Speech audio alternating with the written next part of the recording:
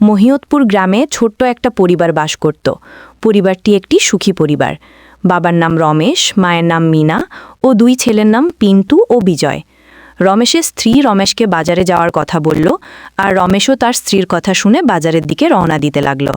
আর এদিকে রমেশের দুই ছেলে গাছতলায় বসে মতামত করছে তারা আজ কিছু করবে। আর তখনই তাদের একটা বুদ্ধি মাথায় এলো। তারা সিদ্ধান্ত নিল আর তারা মাছ ধরবে। এই বলে তারা এখান থেকে চলে যায় আর হেঁটে হেঁটে পুকুরের দিকে রওনা দিল। ওদিকে বাবা রমেশ বাজারে এসেছে কিছু শাকসবজি কিনবে বলে। আর এদিকে দোকানদারও আজকে কিছুই বিক্রি হয় নাই।